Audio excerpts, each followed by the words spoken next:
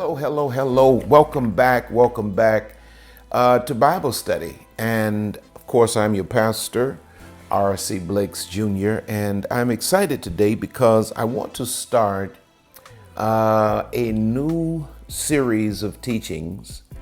It's going to be somewhat brief. I don't think it'll be as long as a lot of my series are, but I want to look at biblical principles to prosper through a famine. In fact, let me shift that. Practical biblical principles to prosper through a famine. Because quite often we take and we highlight the spiritual principles, which I believe in practice, a practice of sowing, tithing, so forth and so on. But then we fail to really develop a practical, pragmatic process to tap into or to harvest and harness the blessings of God. And so in this series, I want to deal with practical biblical principles to prosper through a famine. Now, one of the big issues facing people and their financial failures, especially like during these times that we're in presently as we're filming this, we're in the middle of the pandemic. We're now in 2021, and we've seen people struggle financially. And that financial failure is usually goes back to the inability to moderate, listen to this very carefully, spending and consumption. So in this lesson, number one, we're talking about moderation and conservation. There are a lot of people that I know who have struggled massively during this season because when things were well, they did not know how to moderate spending or to regulate consumption. See, in the world, you have, especially in the United States of America, you have producers and consumers. The minority are producers. The majority are consumers. Consumers usually look a lot better than producers. Consumers are usually much more fashionable than producers, because the mindset of a consumer is all about image and style. The mindset of a producer is about wealth accumulation. So the people who have the most money are the most moderate and the most conservative. The people who really have the least amount of money splurge and spend. But to thrive through a famine will demand that one have the ability to adjust from, watch this, filet mignon or filet mignon to bologna, or from,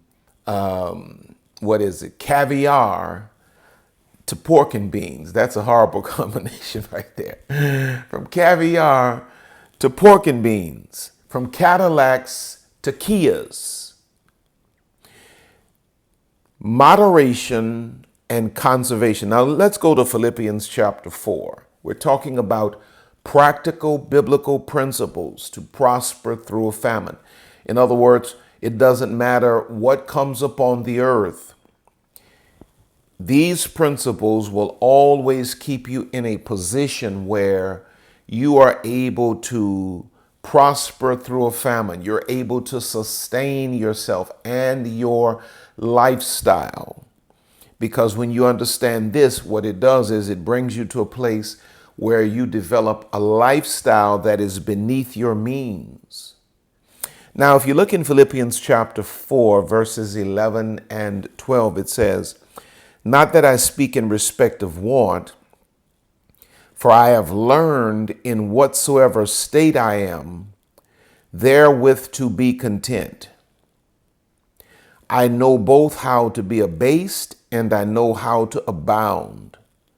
Everywhere and in all things I am instructed both to be full and to be hungry, both to abound and to suffer need. So he's saying, it doesn't matter what the conditions of the world are, I have learned how to make the necessary adjustment.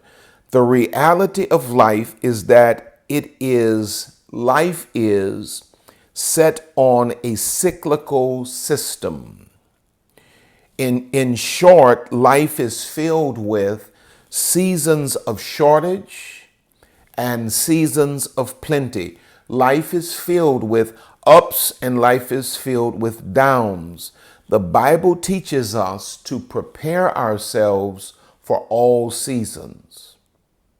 You know, we recently had here in the South, we had massive winter storm and ice on the roads and so forth and so on. And so we were instructed to pretty much stay still because the tires on our cars are not prepared for ice on the roads.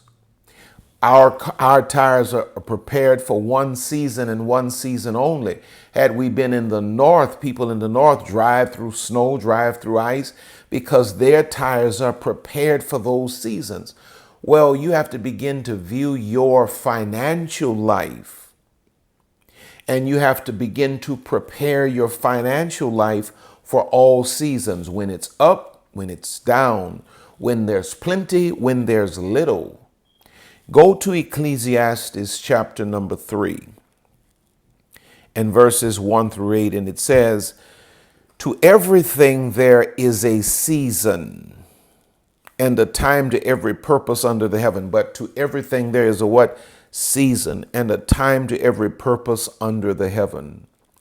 A time to be born and a time to die, a time to plant and a time to pluck up that which is planted, a time to kill and a time to heal, a time to break down and a time to build up, a time to weep and a time to laugh, a time to mourn and a time to dance, a time to cast away stones and a time to gather stones together, a time to embrace and a time to refrain from embracing, a time to get and a time to lose, a time to keep and a time to cast away, a time to rend and a time to sow, a time to keep silence and a time to speak, and a time to love and a time to love and a time to hate, a time of war and a time of peace. Cyclical, up and down, in and out. Life is cyclical. Solomon teaches us that the ups and downs in life are always recurring themes. There will always be seasons.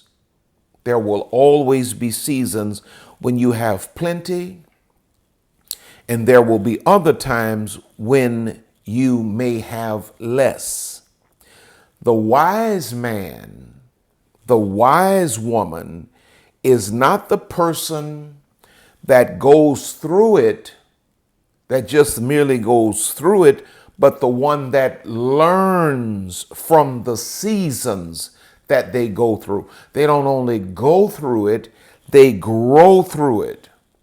They learn from the seasons and they go into the next time or the next season with wisdom and strategy from the past experience. Now, how many of us, come on, let's talk about it now. How many of us have gone through season after season of plenty and little, plenty and little, plenty and little, and keep coming out of plenty, going into little, struggling? Because we never learned the principle of moderation and conservation. We get plenty and we spend everything we have. We get a raise, and rather than maintaining our lifestyle at the present level, we elevate our lifestyle to match the raise. So that means we're doing what? We're consuming all of the extra. We take on debt and we don't have a debt elimination strategy. So we're constantly We borrow 1,000 and we pay back 8 because we do not have a moderation or a conservation mindset. Now, one of the smallest visible creatures on earth understands the cyclical nature of life and uses the times of plenty to prepare for the times of lack. Some of you all are in the times of plenty now. And if you pay attention and if you're listening to me, you're presently spending everything that comes through your hands. Everything that comes through your hands, you are presently spending. And if you think about it, you did this when Katrina happened. You did this when Harvey happened. You did this when all of these other devastating things that came up on the earth happened. And every time, your plenty dried up and you came into a season of less, you found yourself in a beggar's position. Why? Because you did not practice the principle of moderation and conservation. You didn't hold on to anything and you didn't taper off your consumption, right?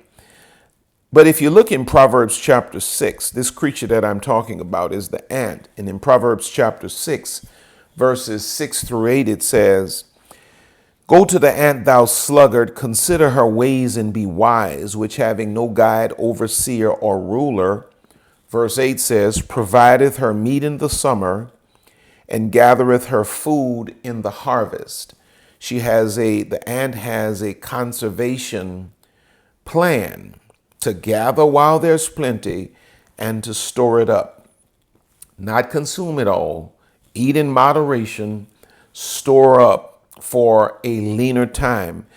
God tells us to observe and learn from the wisdom of the ant.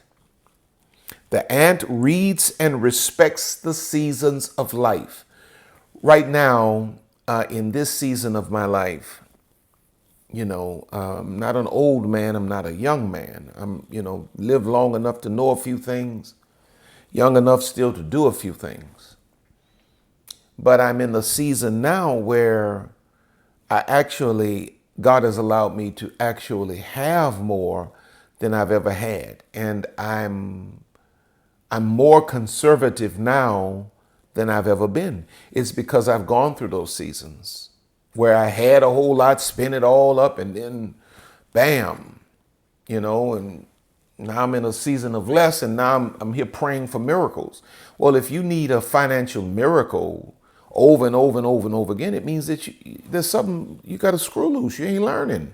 You shouldn't constantly need financial miracles. God gives you a financial miracle to bring you out. And once you get out, you're supposed to stay out. And then the day happened when that man right there, that my thumb is on, Prophet Robert Charles Blake Sr., my father, he died. Well, he was always my safety net. He was all, if I run up on something and say, well, let me call my dad, let me beg my dad for something. Well, he in heaven now, that man right there, he in heaven now. And the stuff he had been trying to teach me about moderation and conservation didn't sink in.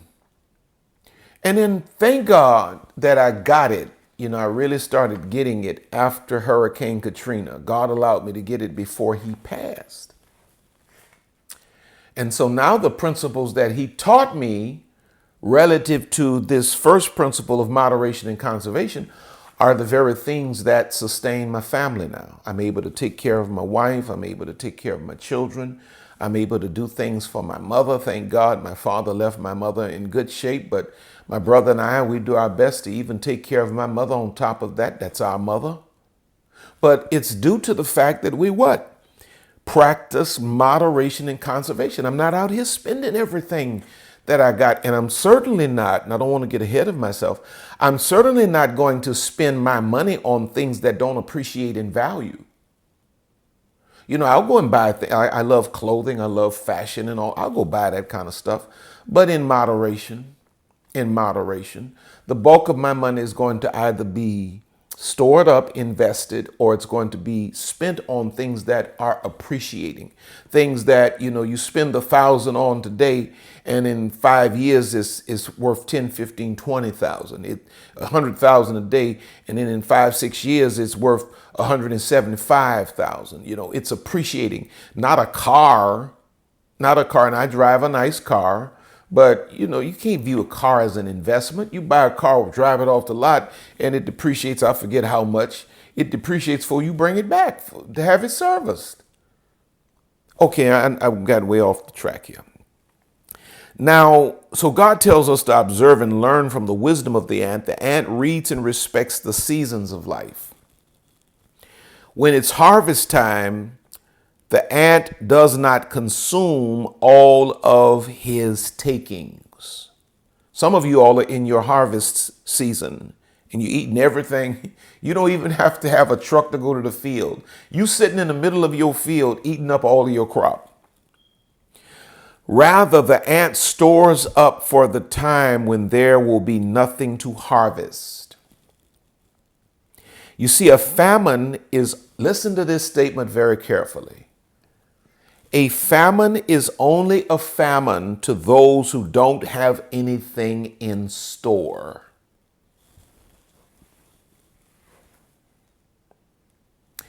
A famine is only a famine to those who don't have anything in store. The Word of God really deals quite a bit with developing the wisdom to prepare for lean seasons.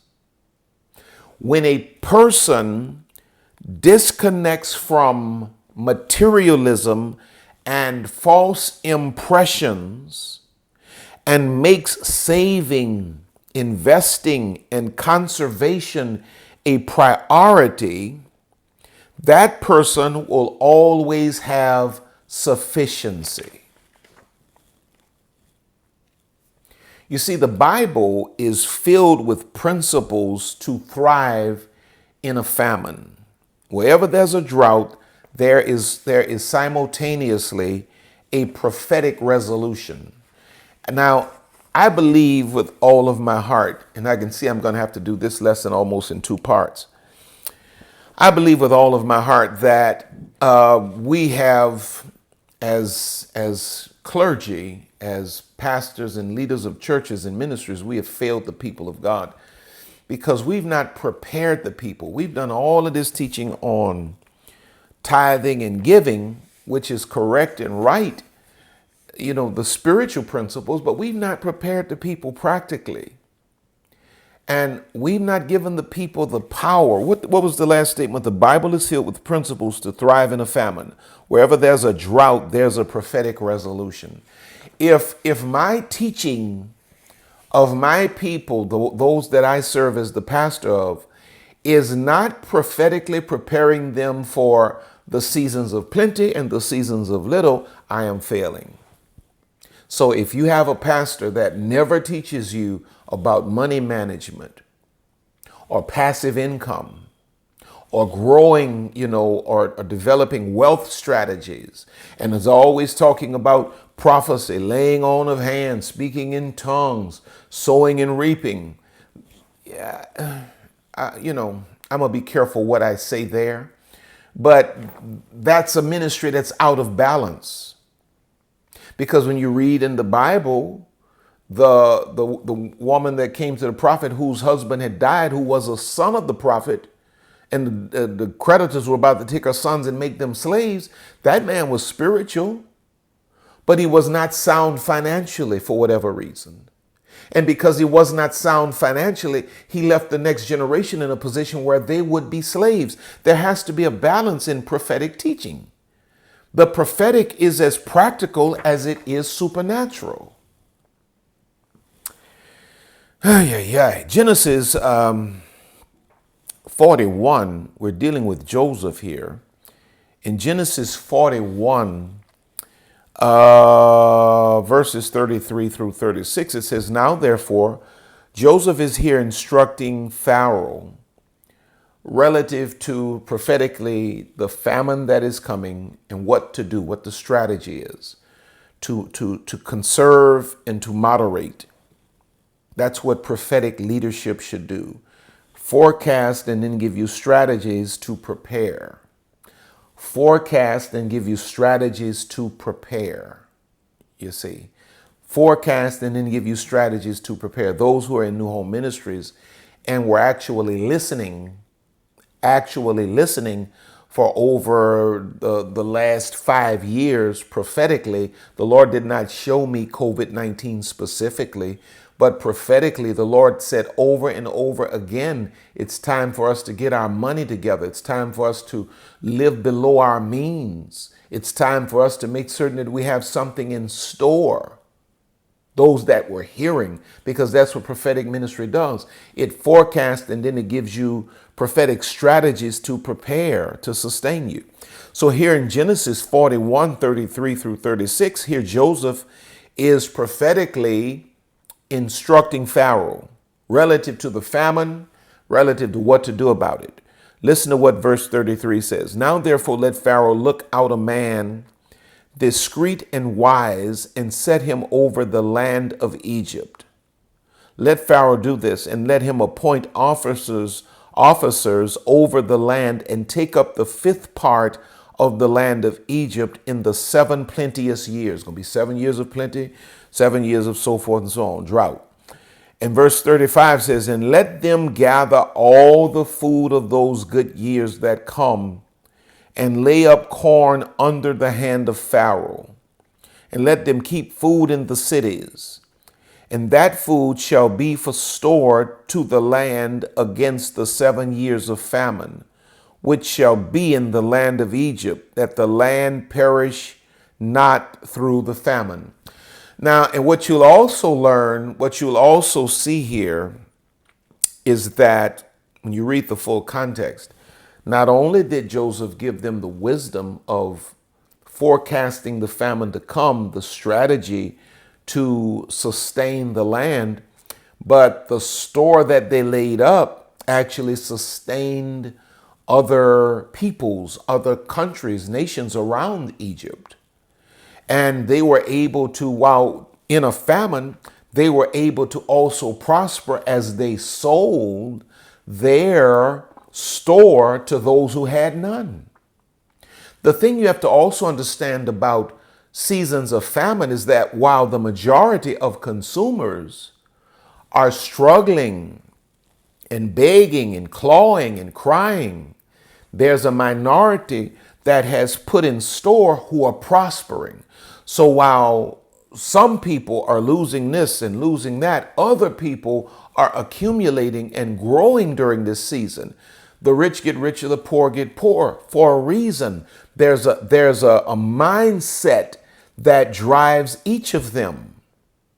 And so here's the introduction to this lesson on moderation and conservation. And in our next lesson, we're going to deal with Joseph's wisdom of moderation and conservation. So this is just the introduction. And in our next time together, we're going to get into the specifics of what Joseph's wisdom of moderation and conservation looked like. I hope you got something out of this. I have enjoyed delivering it.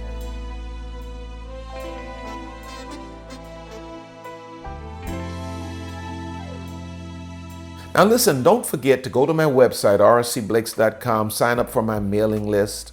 So you can know everything that's going on in RSC Blakes Ministries. Those of you that have not checked out my online programs, Transcending the Father Wound, Queenology, Queenology 2.0, the training for reigning, Sisters Winning in Ministry, Soul Ties, all of these programs, presently, they're going to go up, but presently the most expensive one is $49. I think the least expensive is $29. And each of them contains hours and hours of content. You pay that $49, whatever it is, $39, $29, and you have lifetime access. That's a one-time charge. That's not, some people think it's a monthly thing. No, it's not. It's a one-time charge, and you have lifetime access to the content. The estimation is that the programs are at least 66% off. And so I want you to go to my website, rcblakes.com, and you're struggling with some of these things, go and tap into those programs. I love you. God bless you. And remember this, we are coming out of this. God bless you. Until next time.